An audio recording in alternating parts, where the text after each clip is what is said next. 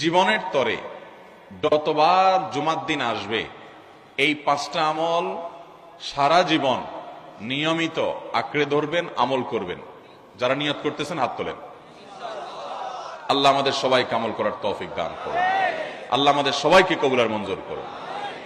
Number 1, সবচেয়ে বেশি যেটা করতে হবে পরিমাণে, জুমার দিন, জুমার রাত, বৃহস্পতিবার সন্ধ্যা থেকে নিয়ে শুক্রবার সন্ধ্যার আগ পর্যন্ত পরিমাণে সবচেয়ে বেশি করতে হবে যে আমলটা, সেটা হলো দুরূদ শরীফের আমল।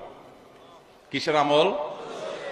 ভাইরা, দুরূদ এমন একটা আমল, আপনি যদি শুধু দুরূদের এই আমলটাকে আঁকড়ে ধরেন, সবসময় আপনার মুখ দিয়ে দুরূদ বের হতে থাকে, পড়তে থাকেন, তো নবী করিম সাল্লাল্লাহু আলাইহি সাল্লামের ভাষ্য অনুযায়ী, তার ওয়াদা অনুযায়ী, ইদান তুকফা হাম্মুক ওয়া তুগফার যামবুক, তোমার যত পেরেশানি আছে নবী সাল্লাল্লাহু আলাইহি সাল্লাম বলেছেন, এই সব পেরেশানি দূর করার জন্য এই দুরূদের আমলটা যথেষ্ট হবে ইনশাআল্লাহ। এবং গুনাহ মাফের জন্য এই দুরূদের আমলটা কি হবে? যথেষ্ট হবে। নবী করিম সাল্লাল্লাহু আলাইহি সাল্লাম বলেছেন, মান সাল্লা আলাইয়া মাররাতান সাল্লাল্লাহু আলাইহি আশরা, যে ব্যক্তি আমার প্রতি একবার দুরূদ পাঠ করবে, আল্লাহ রাব্বুল আলামিন তার প্রতি 10 বার রহমত নাজিল করবেন। কয়বার রহমত নাজিল করবেন? আপনার জীবনে 10টি জায়গায় খুব ক্রাইসিসে পড়ে গেছেন, কোন জটিল সিচুয়েশনে মুখোমুখি হয়ে গেছেন, বিপদের মধ্যে পড়ে গেছেন, ওই জায়গায় আল্লাহর রহমত পাবেন। এরকম একবার দুরূদ পাঠ করবেন হকাদাই করে, যথাযথভাবে মহব্বতের সাথে 10 বার আপনার জীবনে আল্লাহ তাআলা অনুগ্রহ নাজিল করবেন। নবী করিম সাল্লাল্লাহু আলাইহি ওয়াসাল্লাম বলেছেন, আকসিরু আলাইয়া মিনাস সালাতি মিন ইয়াউমিল জুমআতি ওয়া লাইলাতিল জুমআহ, তোমরা জুমার দিন এবং জুমার রাতে আমার প্রতি বেশি বেশি দুরূদ পাঠ করবে, দুরূদ প্রেরণ করবে।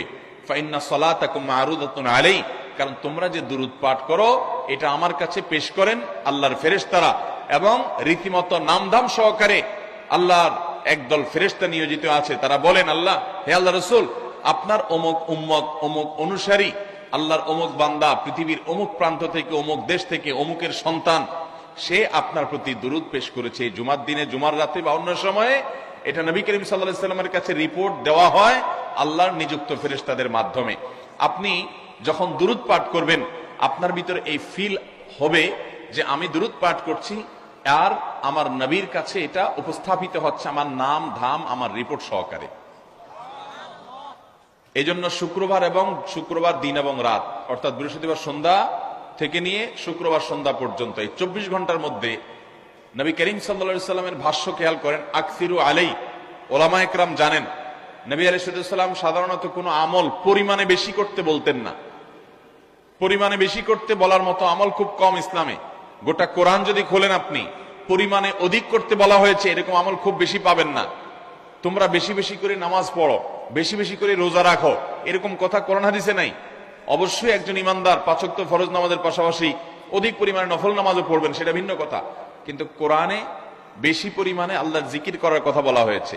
আর নবী করিম সাল্লাল্লাহু আলাইহি সাল্লাম বৃহস্পতিবার সন্ধ্যা শুরু হলে শুক্রবার সন্ধ্যার আগ পর্যন্ত বেশি পরিমাণে করতে বলেছেন যে কাজটা, সেটা হলো দুরূদ শরীফের আমল। অতএব ভাইরা আমার, বৃহস্পতিবার সন্ধ্যা থেকে নিয়ে শুক্রবার সন্ধ্যা পর্যন্ত, আপনি দোকানদার মানুষ, বৃহস্পতিবারে ব্যবসা করছেন, দোকানদারি করছেন, কোনো অসুবিধা নাই। আপনার অবসর সময়গুলোতে মুখ দিয়ে দুরূদ পড়তে থাকবেন। দুরূদের মধ্যে সবচেয়ে শ্রেষ্ঠ দুরূদ হলো নামাজে যেটা পড়েন, দুরূদ ইব্রাহিম। আল্লাহুম্মা সাল্লি আলা মুহাম্মদ ওয়া আলা আলি মুহাম্মদ কামা সাল্লাইতা আলা ইব্রাহিম ওয়া আলা আলি ইব্রাহিম ইন্নাকা হামিদুম, আল্লাহুম্মা বারিক আলা মুহাম্মদ ওয়া আলা আলি মুহাম্মদ কামা বারাকতা আলা ইব্রাহিম ওয়া আলা আলি ইব্রাহিম ইন্নাকা হামিদুম। তাহলে দুরূদের এই আমলটা, এটা করার জন্য আল্লাহ তাআলা এমন সহজ করে দিয়েছেন যে ওযুর প্রয়োজন নাই। আপনার ওযু নাই, তারপর আপনি দুরূদ পাঠ করতে পারবেন। এবং আপনি এই বড় দুরূদ পড়ার মতো সময় নাই, তো আপনি একেবারে সবচেয়ে সংক্ষিপ্ত দুরূদ পড়েন সাল্লাল্লাহু আলাইহি ওয়াসাল্লাম, তাতেও দুরূদ পাঠের সওয়াব পাবেন। চেষ্টা করব তো ইনশাআল্লাহ। শুক্রবার আসবে, দুরূদ বেশি বেশি করে পাঠ করব। আপনি দোকানে কাজ করেন, আপনার দোকানে আপনার সহকর্মী আরো কাজের লোক আছে, আপনি সবাইকে স্মরণ করাবার জন্য নিজে জোরে জোরে দুরূদ শরীফ পড়বেন এবং বলবেন যে শুক্রবার শুরু হয়ে গেছে, সবাই দুরূদ শরীফের আমল করো। ভাইরা আমার, আমি আমার জীবনের কথা বলতে পারি। আমার জীবনে ওই যে হাদিসের উপরে ইয়াকিন এবং বিশ্বাস আলহামদুলিল্লাহ ছিল।